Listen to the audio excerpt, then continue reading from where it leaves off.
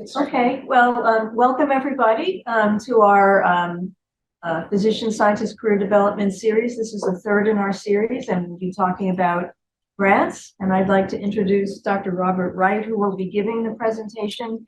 And then we have four panelists, Dr. Jalal Ahmed, who's a graduate of our MD-PhD program, and he did a radiation oncology residency at Mount Sinai.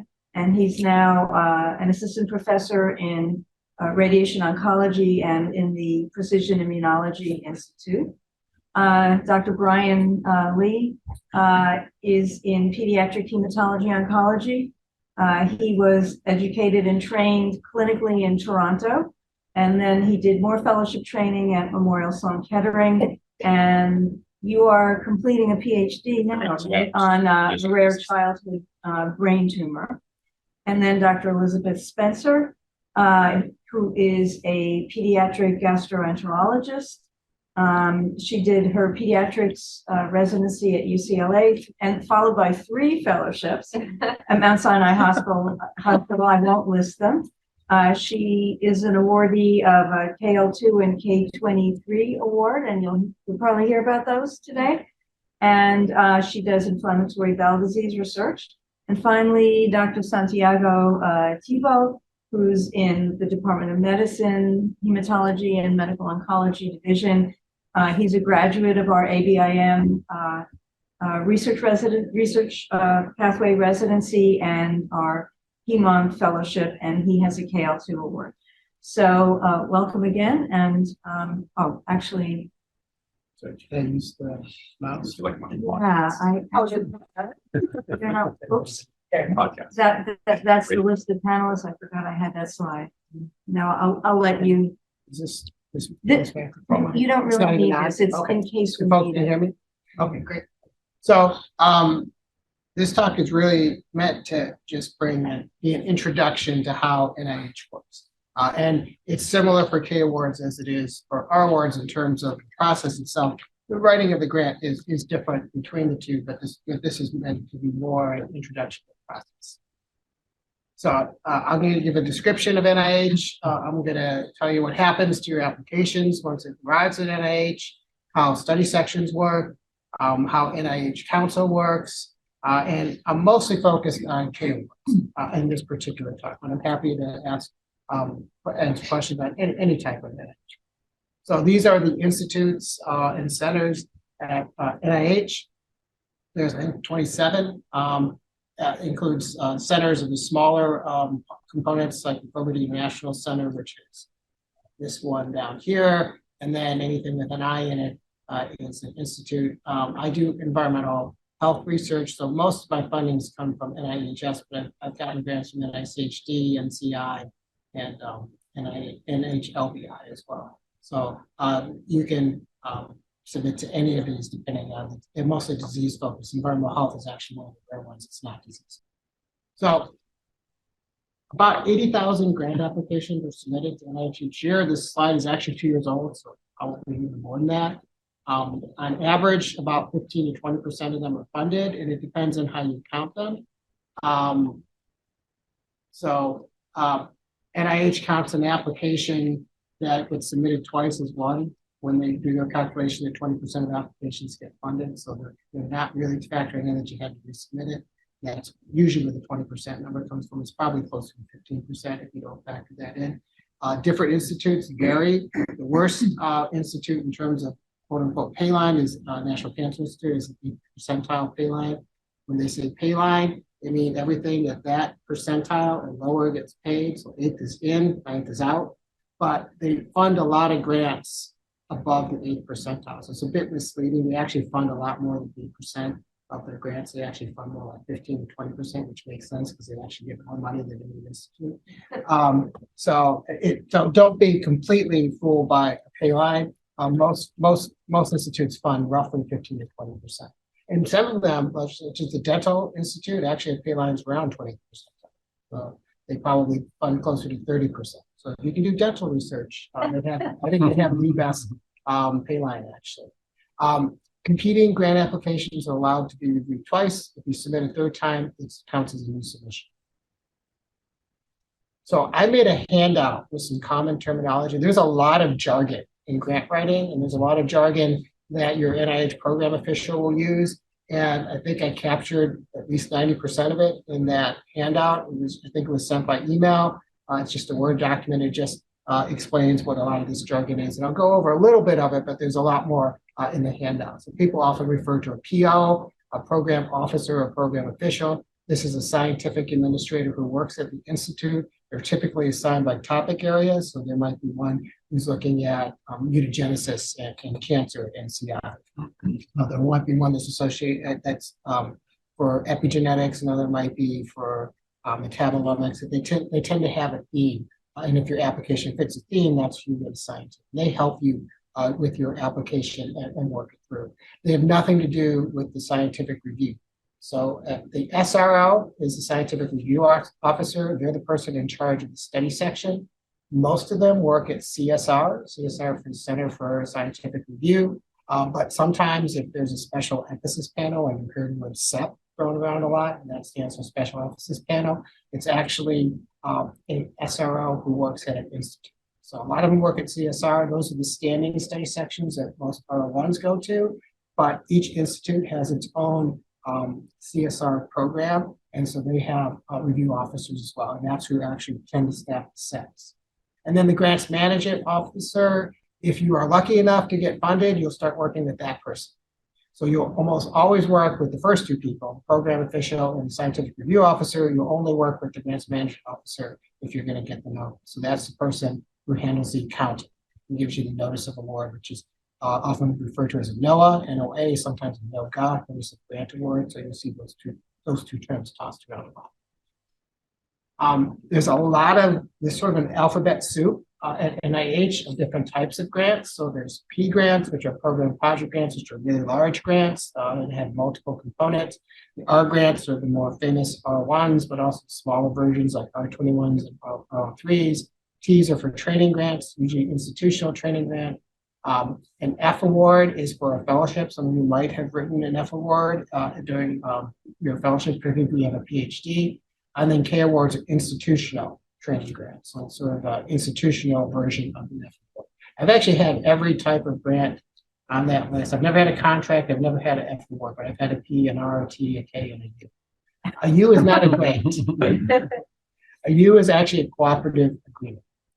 So it's different than a grant. In a grant, you write the aims, you propose the research, they'll give you money, you do the research, and you tell the program official what you've done, what your accomplishments are. In a cooperative agreement, it's a partnership. So NIH wants something done. They want a voice in how it gets done, but they're going to give you a lot of leeway. So you're kind of working with your program official much more. You're going to have lots of conference calls with them, and they want to know what you're doing, and they may even give you advice. So that's the difference between a U and the other letters in the grant. And then a contract is exactly what it sounds like. NIH wants something, they tell you what to do, there is no leeway.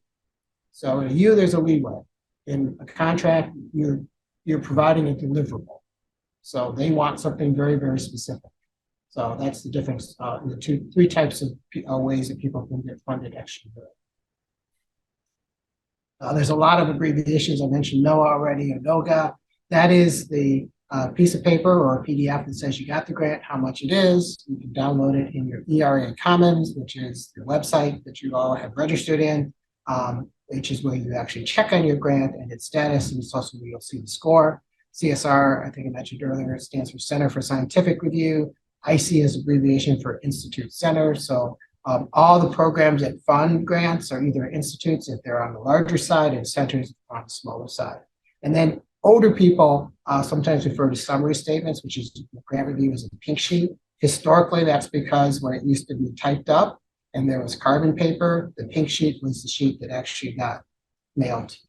I am not old enough to have actually gotten it. I am old enough, though, to have gotten my summary statement in the mail. So it wasn't always something you could download. It wasn't even something that they would email to you. You would have to wait for it to show up in the mail. So that actually I have experienced. It's a much more efficient system than it used to be. So some other abbreviations that you hear about are key personnel. If you're the PI, you are by definition key personnel, and that's important for budgetary reasons. You can't change your percent effort on a grant without permission from NIH if it's above 25% effort. And 25% means if you're at 10% and you change it to 7%, that's a 30% change. You actually, even though it's only 3%, you have to get NIH permission. And it is something that one day will probably drive you crazy. But because it is a big deal to have to constantly write letters to adjust your percent effort on a grant by just such a small amount. JIT stands for just in time. This is paperwork where if you got a good score and they want to fund you, then they will send you an email saying they want your JIT material. And so that's a good thing. If you ever get an email like that, you should be very, very happy. Even though it's extra work, it's worth it because that means you're going to get the grant. Part of the JIT is something called other support pages, and we have to list all of the different ways that you get paid. It used to be only the ways that you got paid by the federal government. Last year they made a change. They want to know everything. So any way you get paid is supposed to be on your other support pages, which is a radical change.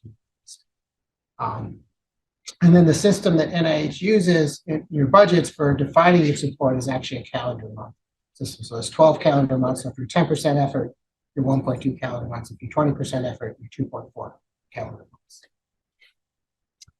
Now, if you were to print your grant, it would look like a Dostoevsky novel. It'd be like that because there's all these different parts of it. So the grant itself is 12 pages plus one for the specific aims. That's the part you're most interested in. That's actually the part the reviewers are most interested in, but the reviewers read all these other parts. And oftentimes you will get heavily criticized for something that's wrong in these other parts. So it is always worth your while to make sure that these other parts are in good shape. Nothing seems to irritate a reviewer more than, because people pass around things. So, you know, your scientific environment, resources environment pages, they're not that different because it's Mount Sinai is Mount Sinai. A lot of it is, you know, computational infrastructure, Mount Sinai, Minerva. It's the same text, you know, for you as it is for me. But if somewhere in there it says Dr. Lee is going to use Minerva instead of Dr. Wright because you said it to me and I just threw it in, they will notice that, and you will get heavily criticized for that small mistake. It is the way grants get reviewed, they're trying to find something to criticize. That's the dynamic. So always keep that in mind. Read everything. Read everybody, all your co-investigators' bio sketches. That's the most common thing. So if you're working with me and you ask me for a bio sketch and I just email it to you, there's no incentive for me to read that paragraph, the personal statement, and make sure it's tailored to your grant. So I will send you some grant that I was part of earlier in the year, or maybe 3 years ago in some cases, and it'll refer to somebody else. It'll refer to something that has nothing to do with your grant. I once, I've been doing this for 25 years. I once got a co-investigator send me a bio sketch in which she said she would mentor me on my K award. This was like 2 years ago. So I rewrote it and I sent it back to her and said, is it okay if I change your paragraph to this? And she said, oh yeah, I'm so sorry. But it happens all the time. It's often innocent. You know, you're dealing with very, very busy people. So just be your own first responder and read all those things and make sure it really refers to you. That's probably the best advice I can give because that's so common. And I know reviewers, you'll be a reviewer one day and you'll be a nasty person too. They are nasty people. They are looking for something to knock you down off your pedestal. So I'm going to focus most of this talk on K awards. The purpose of the K awards is to support your research, career development, and career transition. So it's different than an R1 in that it's about you as a person and your potential as a researcher. And that's the most important thing. The research is important. You might get, criticized for the research. It might bring you down. But the most common mistake I see in people writing a K award is they forget that it's about them, and they think it's all about the research. They write it like an R1, and the reviewers are told to evaluate you as a candidate. And if you don't put the effort to describe you as a candidate and why you want to do this kind of work and show us what your potential is, it can actually get really heavily criticized even if your research aims are fantastic. So because the reviewers, if they're following the directions, are supposed to review you as a person first and the research actually second. So they provide a lot of salary support. So I know a lot of people are down on K awards because they only come with an 8% indirect rate, so it's not great for the institution. but it supports 75% of your effort. It doesn't give you 75% of your salary, particularly if you're an MD, you're going to make more than $100,000. Typically, they're capped at $75,000 a year. I think MDs can sometimes ask for 90,000, but even that's probably less than 75% effort. But the institution, if they accept the grant, they have to sign off that they are going to give you 75%. That's basically 4 days a week research. So they're great for you. They go to you as an individual. They're much more portable than R1s. R1s are portable, but you got to get permission. These pretty much belong to you. So if you were to leave the institution, it's pretty easy. It's hard for the institution to block you from things. And the downside is they don't provide a lot of funding for research. Typically provide somewhere in the vicinity of $25,000, which is not a lot. So that's the one downside. Although I think if you tag it on to an existing, study, particularly in R1, and you can leverage the resources of the R1, that often reviews well because people know you can do more than $25,000 with research. So they come in different flavors. On the handout that I emailed, at the very top, there's a link that will go to the NIH website that tells you all the different K awards. These are just 3 of them. A K08 is a Mentored Clinical Scientist Development Award. Typically, that is the K23 version for PhDs. So you're doing clinical research, but you don't have an MD. K23s, my very first NIH grant was a K23 from 1999. And they provide 3 to 5 years of support. Only MDs and I think clinical psychologists are allowed to apply for them. So the pool that you're competing against is actually smaller. So I think it's a great application for an MD because you're not competing with a larger pool. And the pool for the K08 is much bigger than the pool for the K23. And my institute, National Institute of Environmental Health Science, I was actually the first K23 that you told me this. I was the first K23 application they ever got. And I didn't get the greatest score, and they funded me. So, there are things like that where it's not technically gaming the system, but if you understand the system, you can increase your odds of actually getting the grant. So it was a good way for me to get my foot in the door. It was the first NIH grant I ever wrote. I was very naive about it. I got a 220, which it was the old scale. I think that would be the equivalent of a 40 today. So it wasn't a great score. It wasn't a horrible score, but it wasn't great either. But because they never funded one before, they wanted to fund one because the way their budget works, they divide their budget into grant types. They had made a budget for K23s for years and never spent it because nobody ever applied. So they were quite happy that I got a score which they could justify. If I got a 50 or if I got a triage, they wouldn't fund it. But because I got a score which is on the borderline of what they can fund without having to explain themselves, they funded it. So, and they advanced my group, so they gave me protected time so that I could actually get better at research. And then if you're a biostatistician or mathematician or computer scientist, there's this Mentored Quantitative Research Development Award, which also has a smaller pool of applicants because you really have to be somebody who's got a non-biomedical background. Probably none of you would qualify for this, but it's often an engineer or a statistician, someone who has more of a computational science background. So postdoc fellows typically apply for this, K99 R00. The first 2 years are meant to be a K award, so they have all the aspects of K award, and then NIH will give you in the last 3 years R00, which is $249,000 a year. What people often don't understand is that's the total cost, and I could give you a lecture on research finance. That's probably about $150,000 of direct costs. You can only spend direct costs. The indirects go to the institution.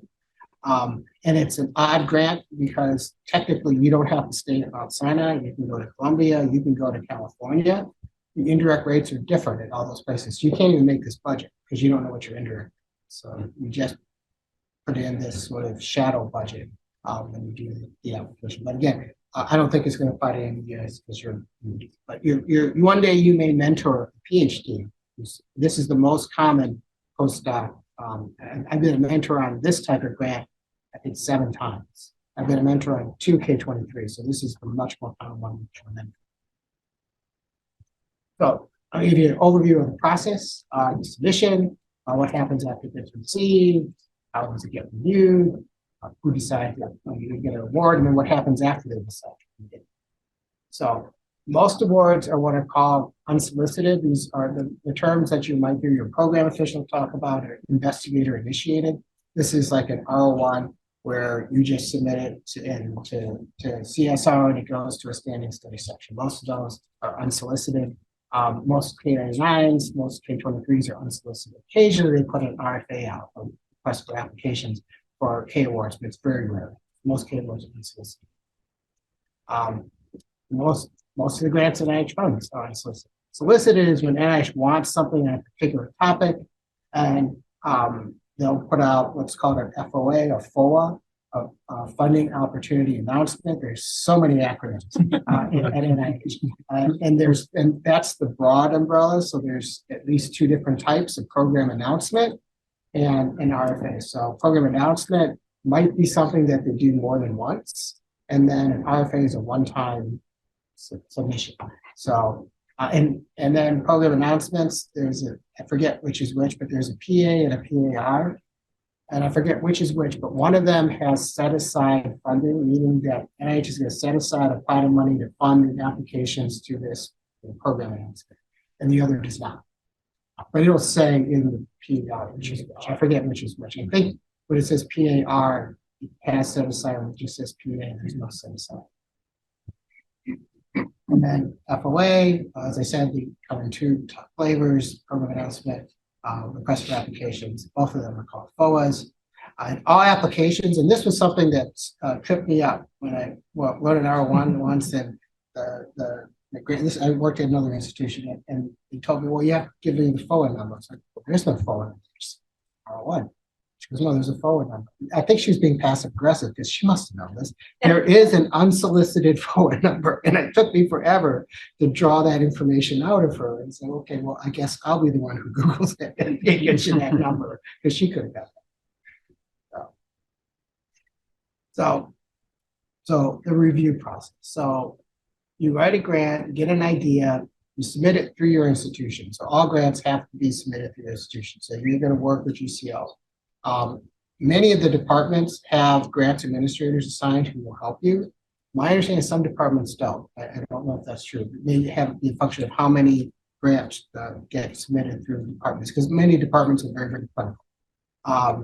But in our department, we have a team that helps you submit the grant. It goes to GCO, Grants and Contracts Office here at Mount Sinai, submits it to NIH. You do not submit it to NIH.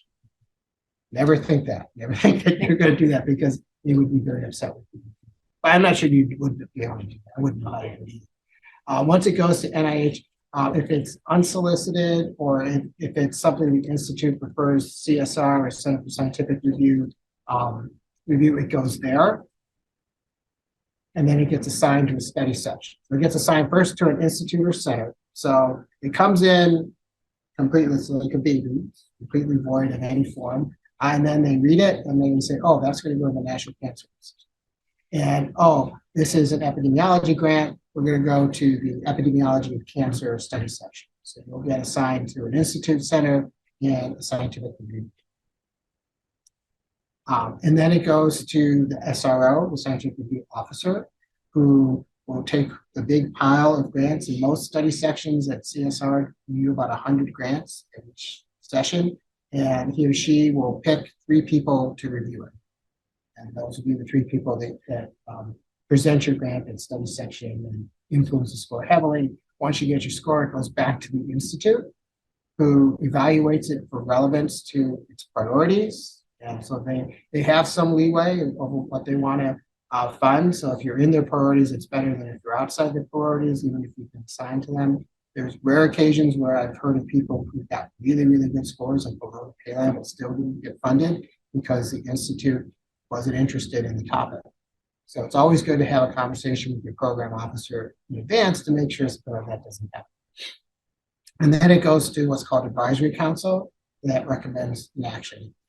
Before I actually sat on council, I rotated off recently. I used to think council made the decision. Council does not make the decision.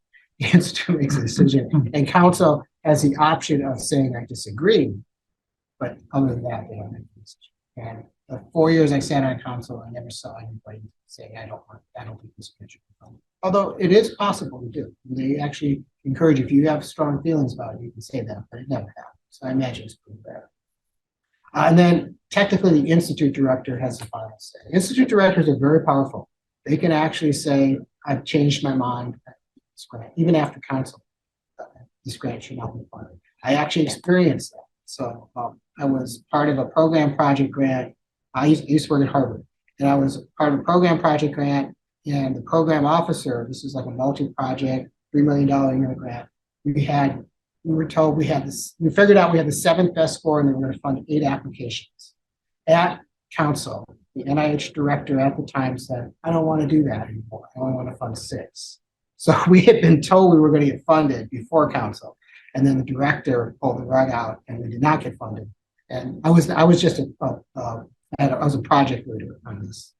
That's a different topic. But the overall PI was so because but the program officer had nothing to do with it. It was the NIH director that made this decision on a whim, apparently, at council. So, and then if it gets approved, then you all get to celebrate because you get the money. So the first step is to register in NIH Commons, ERA Commons. This is the website where you can review that. You can see where the date that you're going to get reviewed, your study section, where it is. Within 30 days, you're supposed to post the roster so you can see who's going to be on the study section. You can download that document.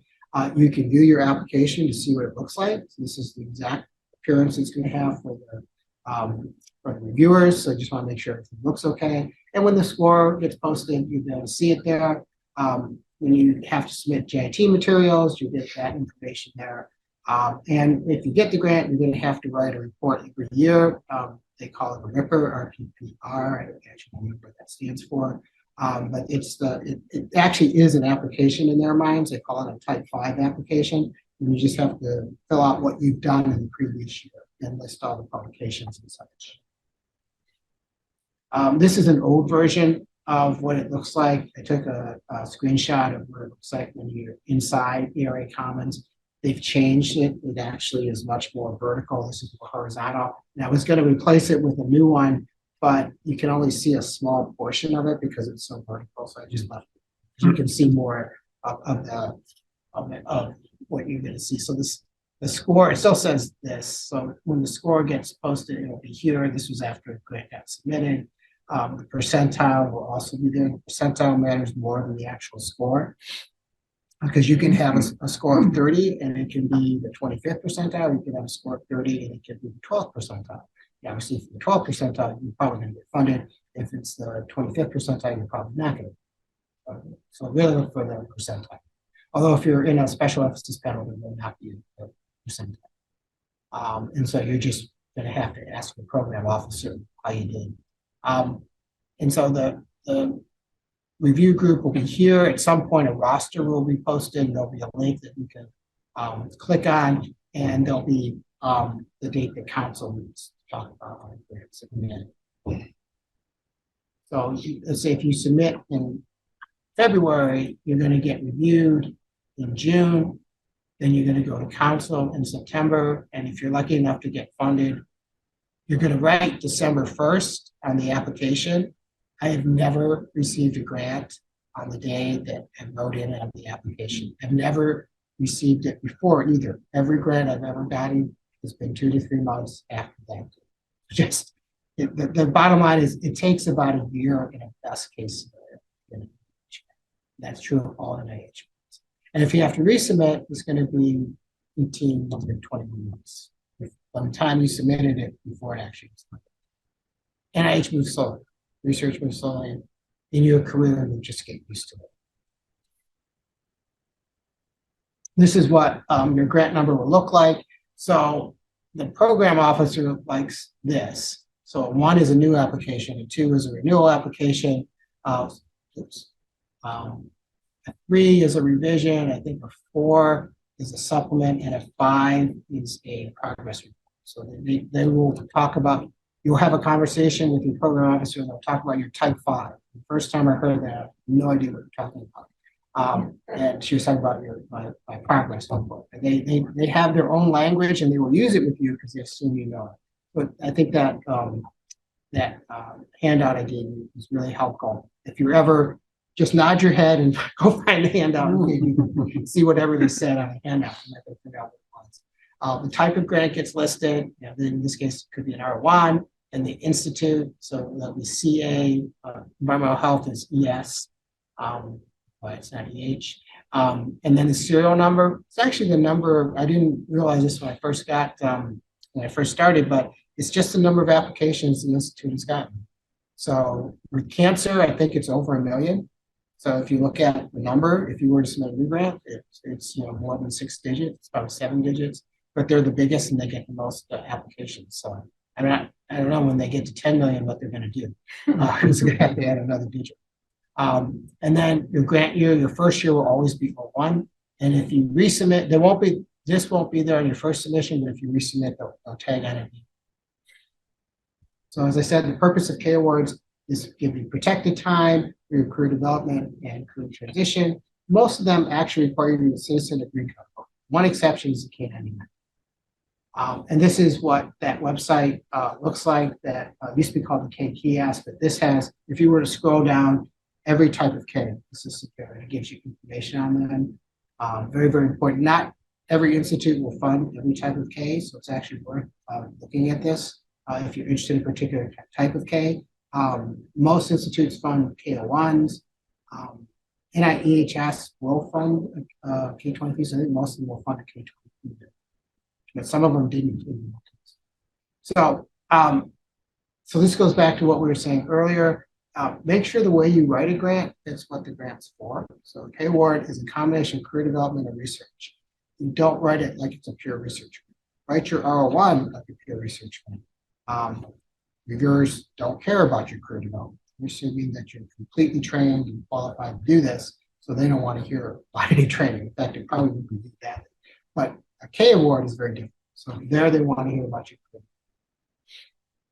So if you're going to write a K award, the most important thing is actually your mentor. You should never have a mentor who's an assistant.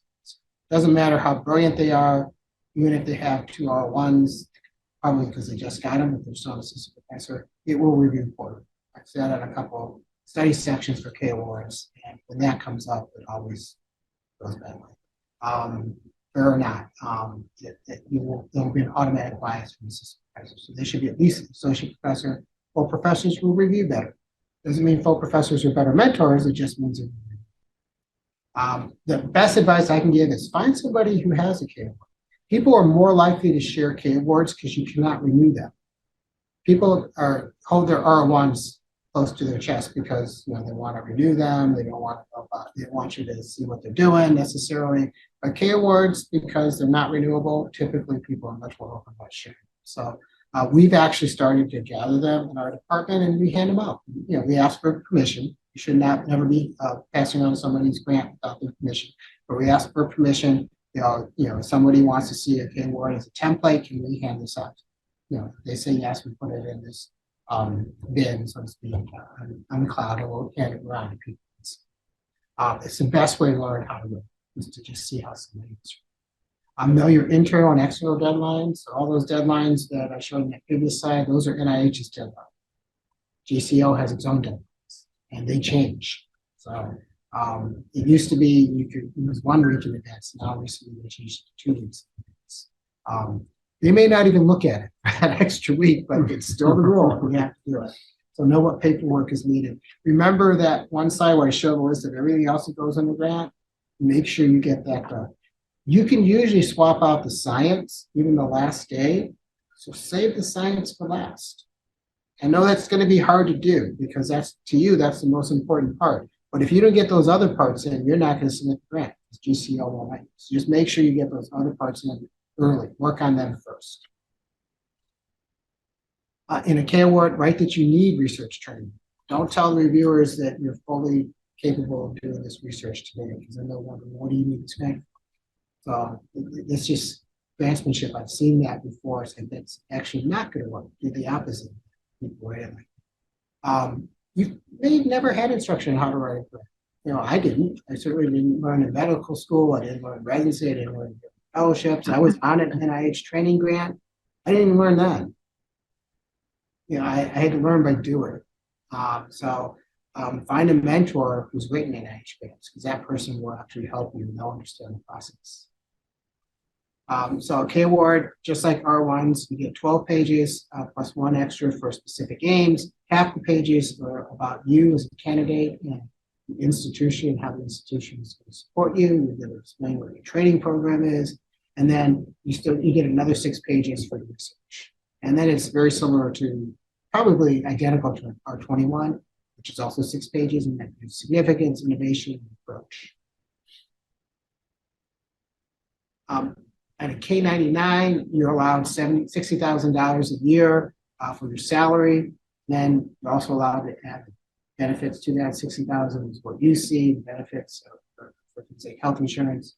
MDs can ask for $90,000. Most of the K awards are $75,000. And most of them, it varies by institute, but there's somewhere around $20,000. Nobody else gets salary. So the mentor does not get a salary. The co-investigator does not get a salary. And I only say that because when you're writing an R1 and you ask somebody to collaborate with you, you're going to have to pay them. And R1s have a budget cap. So you just have to, don't get excited and invite everybody first think off. I say, wait till you really realize you need this person and then invite them, because you may change your mind. You don't necessarily have to do that on a K99 because they're not going to get paid anyways. It's not going to affect the budget. So, as I said, try to leverage an existing grant, particularly an R1 or other funded study, and you can usually review better because the science will review. So you can do a lot more with that $20,000 to $25,000. So the candidate section is about you. It's about your career goals, what you've done so far, things you've published, what you've trained in, and includes your training in responsible conduct research. The best advice I can give is don't be boring. I once sat on the study section, and I really liked the grant, and I was reviewer 1, reviewer 2 really liked it, reviewer 3 hated it. And there was a grant about a person who was an OB-GYN who was downtown during 9/11 and saw many more complications of pregnancies after we. And she wrote how this inspired her to want to do research. She was previously in the clinician. And it was a very inspiring story. And yes, there were flaws in her research, but she really convinced me and the other reviewer that she really wanted, she was going to be dedicated. So reviewer 3 was a crankier old person. Really did not like it and focused a lot on what we consider to be minor mistakes. And we both argued really hard that this needed to be funded. And the way study section works, there's a range. So you give a score, reviewer 2 gives a score, reviewer 3 gives a score. Like, let's say I gave a 1, and reviewer 2 gave a 2, and reviewer 3 gave a 6. Everybody else can vote between 1 and 6. And so depending on how persuasive your arguments were, she could have got a 60 or she could have got a 10. I don't know what the score was because you don't see that, but I did look her up on NIH Reporter and it got funded. So despite having flaws, that story is so effective. So when you're writing a K, I always tell that story because if you can convince people to be your ally on that study section, that's really powerful. And it also works for R1s. Usually it's a scientific argument. But for K awards, it's actually you as a person. So think about if you can tell that story, right, convinces people to really want to support it. And that can be scientific or and I could give examples of that scientifically, but for K awards, that's always stuck with me. And that was a long time ago. It was at least 15 years ago in science section. So you get 1 page for your aims. Aims are the most important part of the research group. I often go through 30 iterations of my aims. I will futz with them all the time. I will futz with the wording. I may rewrite them, but I don't write the rest of it until I'm comfortable with my aims because the rest of it follows me. So I will be revising it. So spend a lot of time early on with your aims to get comfortable with and be comfortable with multiple iterations and get other people's opinions. in aims that really drive everything else. And write an introduction to them. Don't just write aim one as such, aim two as such. Write the introduction because that helps you think through why you want to do this. Also, why it's important because significance is a review criteria. I once reviewed a grant that had to do with before natural language processing was really, really common. It was actually very novel, but they built this incredibly sophisticated computer science grant to study a question that they admitted had been answered many, many times. And so because of that, my reaction was, well, it's not a very important step. It doesn't matter if you're doing state-of-the-art work. It's, why not apply this to something important? Have one aim as a proof of principle and then do something important because all you're doing is EMR mining. So, it's not that expensive to do something important. So I didn't like the grant.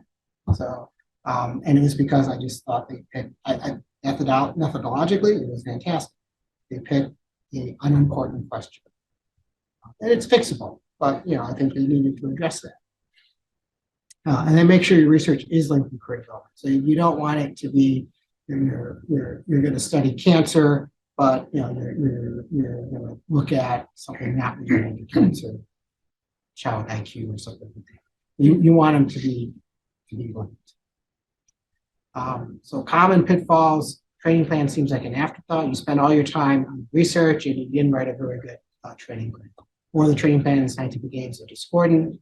Probably the most common is actually your aims are overly ambitious. They know you only get $20,000 or $25,000, so they'll think, oh, there's no way you can do this. If you're going to propose to do an 850K Illumina, microarray on 2,000 people, I know you don't have enough money to do that.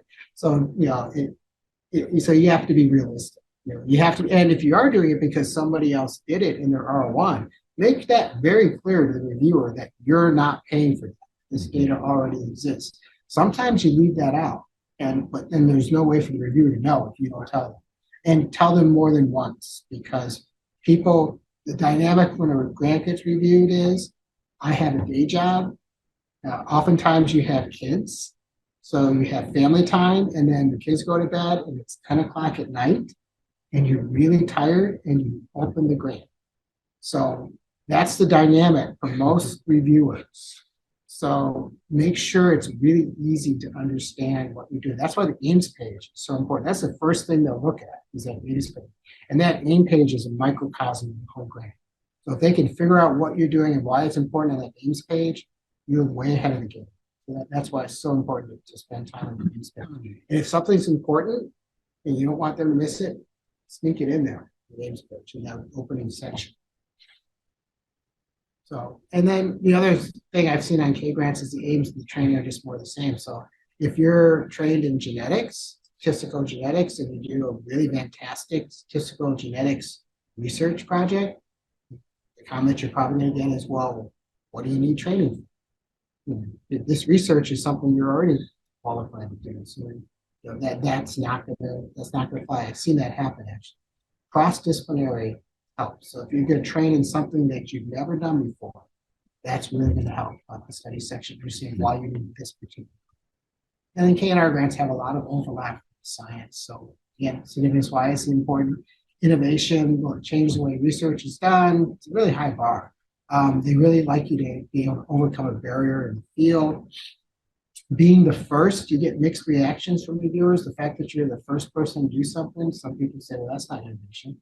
So, don't count on being the first as being something that people will actually give you credit for. And then preliminary data in a K grant is probably less important than R1 is absolutely critical, but in a K grant, I've actually seen people get a pass. The approach should be similar. We talk about your design, your methods. If you have preliminary data, show it there. As I said, if you submit in February, you'll get reviewed in June. And so these are the K grant review criteria. There's actually different review criteria for R1s, and actually CSR is going to revise the review criteria for R1s. Going forward, they're going to be different. The very last slide is the new criteria. But this, as far as I know, these are unchanged. So the reviewers will comment on your potential And this is the order in which they're told is the most important. So your potential is the most important, your career development plan is the second most important, research plan is the third, mentor is fourth, environment institution commitment are the least important, but they still, you can get things from those. So reviewers are told to prioritize those in their overall impact score. So you are the most important thing to achieve. So don't shortchange that section. And then the way the scores work, they're a 1 to 9 scale. So as I said earlier, each reviewer gives it an integer number, 1, 2, 9, and then the range is in between, and all the other 30 people in the room vote. And then that average of all those scores, which is between 1 and 6, is then multiplied by 10, and that's the score that shows up in your ERA comments. So 1, 2, and 3 are actually quite good. So 3 is not a bad score. 3 is actually considered excellent. 1 is exceptional. 2 is outstanding. Even 4, 5, 6 are considered reasonably good scores. Only 7, 8, 9 are considered bad scores. I can tell you, it's actually rare to see a 7. The way study sections always kind of drift towards the left, meaning people tend to be using 1 to 6, not use 7, 8, 9, which kind of makes sense because if it's really bad, would you really be able to submit this to NIH? I mean, people get trained in this and submit it. It's very rare to see an 8 or 9. I was on a study section where I saw, and I wasn't a reviewer, but you get to see the scores. I saw a score of 999. All 3 reviewers came at 9. And it was kind of like driving past an accident where you got to look. I knew it was going to be bad because I'd never seen that before. So I opened it up and read it, and I could see that this person got no help whatsoever. It was an R1. Their Ames page took up less than a quarter of the whole page, and it just wrote 3 sentences for the Ames page. It was kind of sad, but I do get why it got a 9. Just looking at it, I didn't even read it. I just looked at it. Okay, I see what's happening. I was just curious. So, so you most likely have to resubmit a grant. That's the most common scenario. If you don't, that's fantastic. But most people have to resubmit. The hardest thing to do is not be upset. It is something you've spent years potentially and hundreds, if not thousands of hours preparing for this moment. And you get a 55, no, you're not going to be funded, and then you read the comments and you think, well, they missed this. I said this. I did do this. It's, the way I deal with it is it's completely normal to be upset. Write your response right away, and then don't look at it for 2 or 3 weeks because you're upset. You're gonna write it to you're gonna say things you regret. 2 to 3 weeks later, you'll be calmer. You'll be over it. And you'll see all of the ways that you're actually hurting yourself in the response, and then start to edit. So just give yourself some space, time-wise, from the review, and you'll probably start to put a better response. Never tell reviewers they're wrong. Figure out a way to say that without saying it. If they miss something, just say, "Oh, that's a great point." Refer them to the section where it's in. Even if it was already there, just pretend that they didn't miss it. It was your fault. That's the smartest way to do it. Never tell them. Because it can go back to the same reviewer. It actually typically doesn't. When I sat on study section, I would review a grant, and then it would come back as a revision, and I wasn't assigned. That was pretty common. So it doesn't always go back, but it does. I've also had it come back to. So after you get the summary statement, the project officer typically won't talk to you until they have the summary statement because they want to go over the summary statement with you. So once you get it, email them, set up a time, and they'll go over it with you. Sometimes they were listening, so they can give you some insights that might not even be in the summary statement. But they will be your ally. So help that. So go over it with them. They'll give good advice. And listen to their advice. They've been doing this a lot. After that, it goes to council. Council does not review the grant. Council is not even given access to it. Council is only given access to the summary statements. So on council, you read the summary statements and you see whether or not the comments match the score. If you think they're discordant, you could raise your hand and say, I don't think this is a problem. It can go in either direction. But that's what council does. Council actually can't even see them. And then typically rubber stamp whatever the institute staff wants. Really rare for somebody in council to raise an issue on the funding plan, but you get to see the funding plan. And if you raise an issue, you're going to have to justify it. You have to justify it purely based on sums. And so that happens if you submit in February. It'll happen roughly 8 to 9 months later, September. And then if you get funded, it'll be sometime around December, but my bet is it probably happen in February because of holidays. So thinking about this graph here of all ICs have advisory councils, they are leaders in different aspects of research, and they serve 4-year terms. It's actually very interesting that comes. I was on it not too long ago. You get to evaluate RFAs. Actually, that's the more fun thing, is you get to give input on the RFA plan, so you can actually make a difference in terms of what the RFA actually looks like. That's the best part of the NIH. But in terms of deciding funding, it doesn't. But just keep in mind, any grant that you submit, it's going to take close to a year before you get funded, closer to 2 years if you have to resubmit. And the most common character trait in people who are successful in research is persistence. So just don't give up. I think if you're persistent, you'll eventually be successful. So I've been triaged 6 times. I don't let it, at my age, I don't let it bother me, but it's still kind of like getting punched in the stomach in the triage. But you get used to it. Like any beating, after a while, you come into it. So the best advice I can just give you is be persistent. Believe in yourself and keep going, because it's not an accident that you got to this. And people who submit grants to NIH are uniformly very smart. You're not going to outsmart everyone, but you can outlast them. So persistence actually does. I like to put in this site. So when I started, we used to send paper copy of the grants. 6 NIH. copies. Yeah, 6 copies. And all those boxes are NIH grants. And I always thought that guy looked like Fred Armisen. So but this is the mailroom in Bethesda. I don't know what they do with it now because this doesn't happen anymore. But this is what it was like in the 1990s and early 2000s. So thank you. I think we don't have a lot of time left, but it would be useful for our panelists to, if you have comments you'd like to make or share your own experiences, that would be great. Yeah, I mean, I first of all, I found this tremendously helpful. Yes, yeah. Yeah, I mean, I can relate to what you were saying about never having learned in medical school or in residency or fellowship how to write grants and how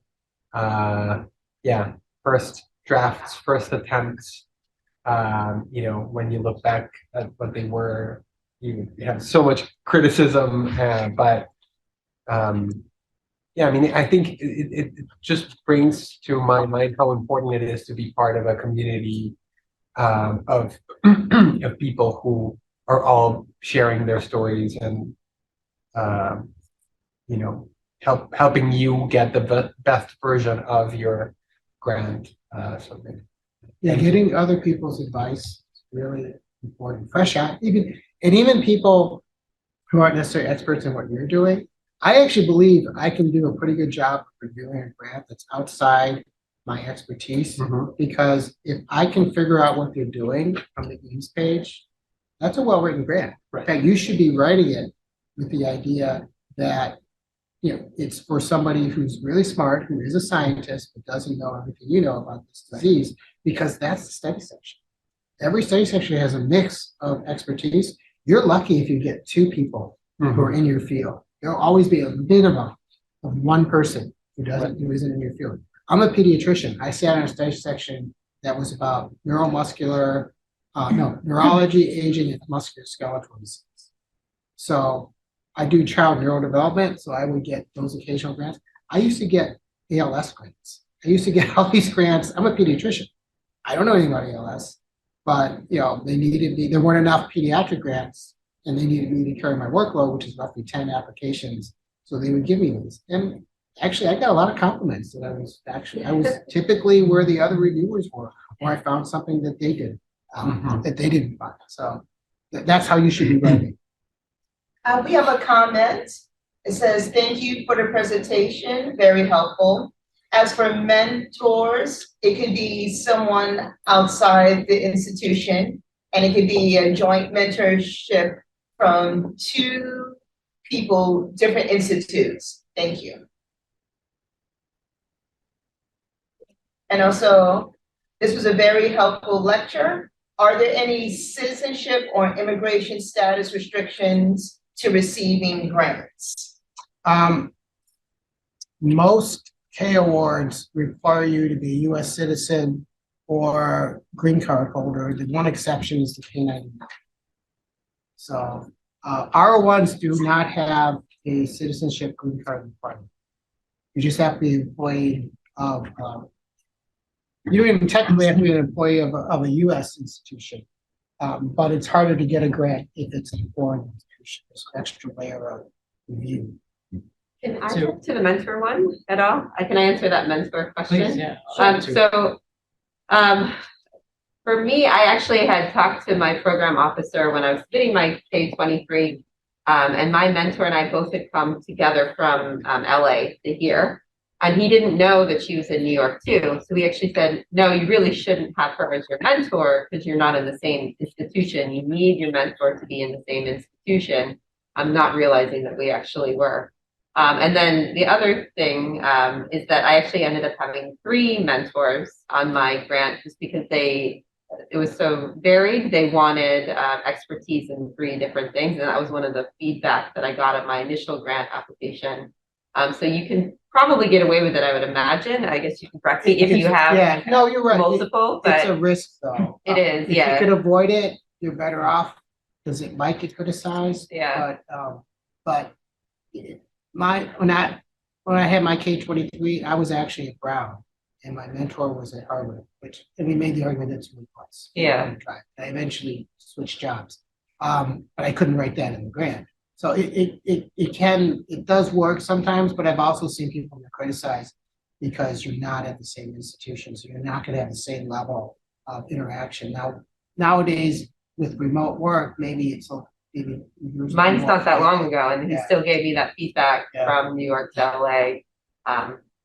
Yeah, with grants that I'd applied at the fellowship level, there was always a main that was at the institution, but I always had a second mentor on all my grants that happened to be at MSK because that was where the expertise was. And so I think if you have a primary that's going to be I mentoring think you, that's a smart strategy. and then you bring in expertise as a mentor, like it is easier to convince people that what I was doing was going to play out okay. That if there was some mentorship on the expertise that I needed, it wasn't too far away. Yeah, some of study section is random chance.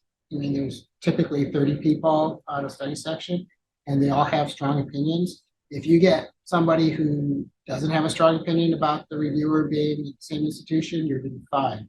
But by chance, you might get somebody who has a strong opinion. Right, and so you can try it, but I think your strategy, where you have the primary person at the same institute and a secondary mentor, is probably the safest route. And you can have advisors as well from other places. But yeah, and I guess the other thing is the cap is now $100,000. They changed it. Yeah, they changed it. Just as a side note. Any other That's comments? very helpful. You actually reviewed my grant, and I saw the same lecture. Yeah, okay, you read my. You took the grant writing Yeah, course. you read Okay. my Ames page, and you gave me some really helpful feedback. Yeah. And some of it actually, I think, was that repetition where there was something important and someone had missed it the first time, and just to repeat it to make sure someone didn't miss it was really important. And then the other thing is I have inflammatory bowel disease. I do IBD research. I never mentioned that once. So your story about I told you to put that. yeah, in. so your Yes. story about the woman really affected me, and I think I got some really nice comments about that. So I do think it was important. So and I had previously gotten the other advice that I shouldn't mention it. Bob, you didn't mention the grant writing course you give. Maybe you should say a little bit about that. Oh, I, as part of the CTSA, I give a grant writing course. We do it, well, to be honest, it's ad hoc, but I do it about 3 times a year. So there'll be announcements made when it comes out. And this was lecture 1. It's an hour and a half for 5 straight days. And the last 3 days, we just go over to 8. Which is really helpful. There's another lecture in house study section, but the whole lecture. And I'll add, if anyone's in oncology, AACR has a yearly 1-week-long workshop that we and several friends and colleagues have been to over the years, but it's a grant writing and career development workshop. You apply somewhere around now. Actually, I think deadline's coming up in a month or so, but highly recommend it. You just submit your aims, and then the whole time you're there, you are in a little study group and you review each other's grants. So I found that was really helpful. Yeah, getting peer reviews can be very helpful because it's less intimidating. Asking, seeing people can be intimidating. So start with your peers. I guess I have another comment about the timing. One of my friends submitted in February, and actually because of Congress's delays in approving a budget, didn't actually get approved until much after February. It was like March or April that finally got approved.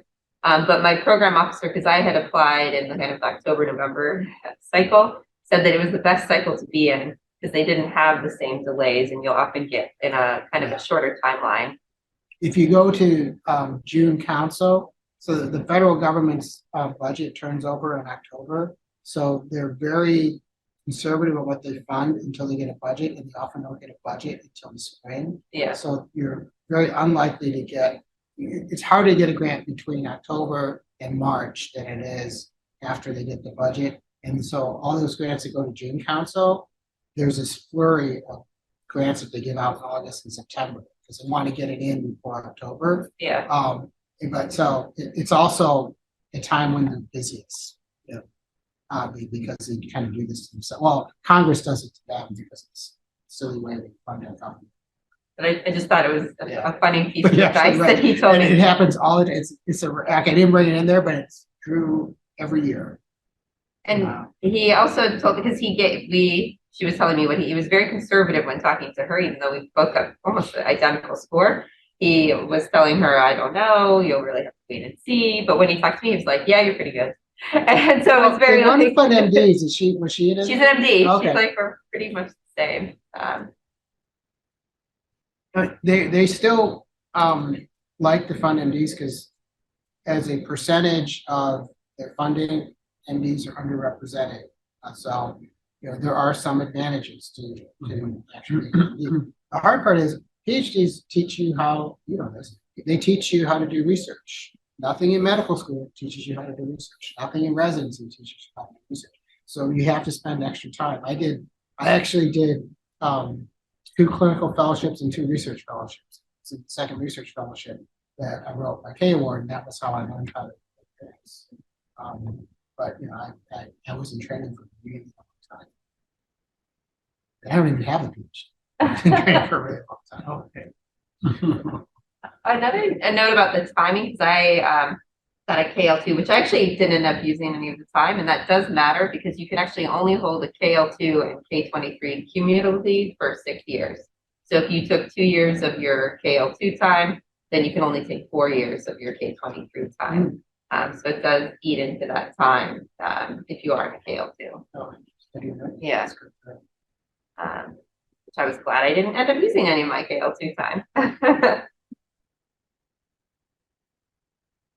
Perhaps I can say a few things about my experiences applying, not for the NIH awards, but just for the foundation awards. Being as a Canadian, not eligible to apply for NIH, but just want to reiterate some of the fine points that you made about, about timing, getting things done really early and months before even, and getting those references in, from asking for references, at least a month. Write a first draft of a letter. Correct. Yeah, exactly. Definitely. Writing that full draft, read it, have it, ready for them essentially. And just want to reiterate the point about the specific aim section being that's the first thing you should start with from a scientific point of view. And I just made some points here and agree with your point about like the admin approval. Oftentimes I think people who start writing grants, they're not aware that there's like all these multiple bureaucratic steps to go through and they vary between institutions. Especially, a lot of foundations, the applicant actually submits it and then NIH, like through GCO submits it. So there's some slight differences that I think, junior trainees and junior faculty might not know. And sorry. That's okay. I didn't mean to interrupt. And then there's one other final point I wanted to make was that, oftentimes when people apply for foundational grants, they might apply for just several agencies, but to make sure that if you're going to apply for multiple things at the same time, to make sure they don't overlap that much, because if there is, and you win one, and then you win another one, you have to give up money because That's a great position to be in. Yeah, that's a great position, but you will always kind Pick the of one that's bigger. correct. You have to pick the one that's bigger, but then sometimes you have to make a decision, right? So you want to tweak that proposal a little bit to make it different. Otherwise, because you have to declare it. And some of these grants, you have to say that, hey, I'm actually being considered. In the old days, Yeah. the way they did other support, you're only required to put federal funding in. So you could have look at a grant as foundation, right? But you can't anymore. Now you have to declare it. Right.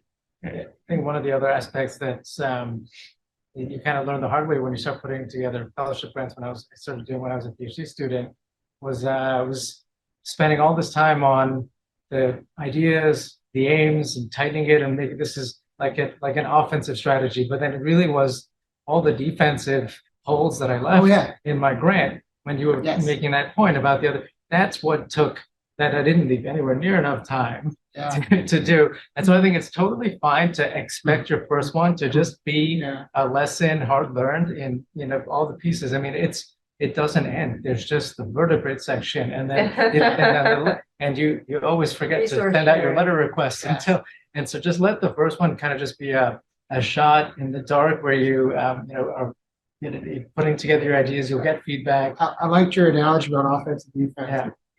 I learned the most about grant writing by sitting on study sessions, and I was studying how people review. It is very much, and it makes sense because you get this pile of grants, and at first blush they all seem similar, but I'm like, oh my god, I can't get them all the same score. I got a rank order, so your mindset becomes very negative. I'm looking for something I don't like, and that's the way people review grants. So don't give them anything they don't like. So make sure your bio sketch is all of them pristine. Make sure the scientific research page doesn't refer to somebody else. If you can do that, you're actually ahead of the game because the other people you're competing with, if they don't do that, if they do that, they're going to get knocked down, rightly or wrongly. They just are. So learn to be an obsessive compulsive perfectionist because it really does help. I actually think I do well partly in study section because I read everything. I make sure as best as I can that there are no mistakes. I would say one other thing, that when you, in the proposal itself, if the proposal looks like it's all black lines and there's no white space in between, that really upsets reviewers because it's very hard to read. If you have to cut out material in order to space things better, it's worth it. Yeah, because remember, they're reading it late at night and they're tired. And so they're grumpy. And if you do something that upsets them, they're just going to pick at you.